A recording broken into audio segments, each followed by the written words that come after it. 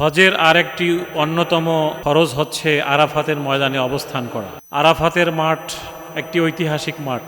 এ মাঠে দাঁড়িয়ে বিশ্বনবী মুহাম্মদ রাসূলুল্লাহ সাল্লাল্লাহু আলাইহি ওয়াসাল্লাম বিদায় হজের ভাষণ দিয়েছিলেন। এই বিদায় হজের মাঠেই কোরআনের সর্বশেষ আয়াত নাজিল হয়েছিল।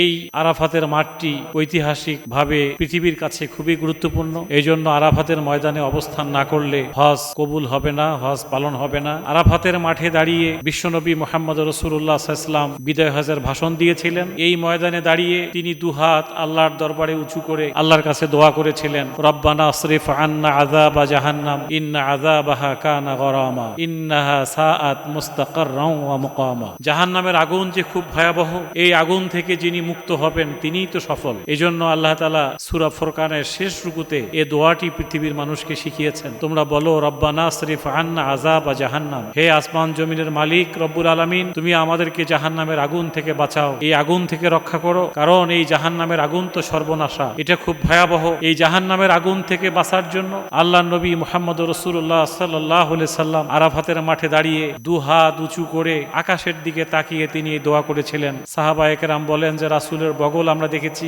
তিনি কিভাবে হাত উঁচু করে আল্লাহর কাছে শুধু এই দোয়াটাই করছেন, রব্বানা আসরিফ আন্না আযাবা জাহান্নাম, রব্বুল আলামিন জাহান্নামের আগুন থেকে আমাদেরকে রক্ষা করো। এই আগুন খুব ভয়াবহ, ইন্না আযাবাহা কানা গরামা, এই আগুন খুব ভয়াবহ, এটা খুব সর্বনাশা। এই আগুন থেকে তুমি আমাদেরকে সেভ করো। আমরা রমজান মাসে তারাবির নামাজে প্রায় দিন প্রত্যেক দিনই আল্লাহ তাআলাকে বলি, আল্লাহুম্মা আজিরনা মিনান নার, রব্বুল আলামিন জাহান্নামের আগুন থেকে আমাদেরকে বাঁচাও। আরাফাতের ময়দানে একদিকে জাহান্নামের আগুন থেকে বাঁচার জন্য আল্লাহর দরবারে একজন হাজীকে কান্নাকাটি করতে হয়, আর একদিকে এই মাঠটি হচ্ছে লক্ষ লক্ষ মানুষের সমাগমের ময়দান। এই ময়দানে হাজার হাজার লক্ষ লক্ষ পৃথিবীর বিভিন্ন প্রান্ত থেকে মানুষ এসে একখানে হচ্ছে। এখানে কে কোন বর্ণের, কে কোন রঙের, কে কোন দেশ থেকে এসেছে, কার কি ভাষা, এটা কোনো দেখার বিষয় নয়। সব মানুষের একটি আবেদন, রব্বুল আলামিন জাহান্নামের ভয়াবহ আযাব থেকে তুমি আমাদেরকে রক্ষা করো। এটি পৃথিবীর সব মানুষের স্লোগান, রব্বুল আলামিন তুমি আমাদেরকে জাহান্নামের আগুন থেকে বাঁচাও। এই মেসেজটি আমাদেরকে একটা ঐক্যের দিকে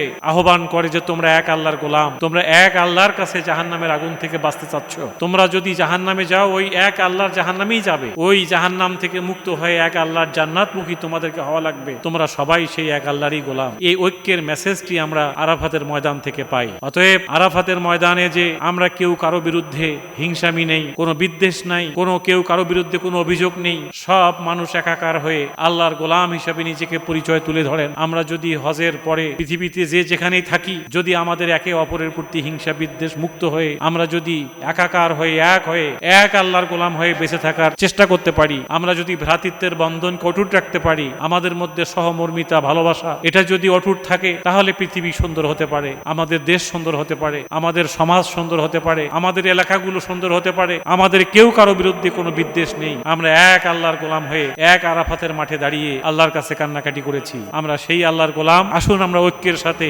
মিলেমিশে সব মুসলমান ভাই ভাই এই মেসেজ নিয়ে আমরা আরাফাতের এই শিক্ষাকে ধারণ করি। হজ আমাদেরকে ঐক্যের ডাক দেয়, হজ আমাদেরকে একসাথে মিলেমিশে থাকতে বলে, হজ আমাদেরকে ভ্রাতৃত্বের কথা বলে। আমরা যদি হিংসা বিদ্বেষ মুক্ত হয়ে ভ্রাতৃত্বের বন্ধনকে অটুট করে আমরা যদি এক আল্লাহর গোলাম হয়ে বেঁচে থাকতে পারি, তাহলে এই পৃথিবী সুন্দর হতে পারে, আমাদের দেশ জাতি সুন্দর হতে পারে। আল্লাহ আমাদেরকে আরাফাতের ময়দান থেকে শিক্ষা নেওয়ার তৌফিক দান করুন। আসসালামু আলাইকুম।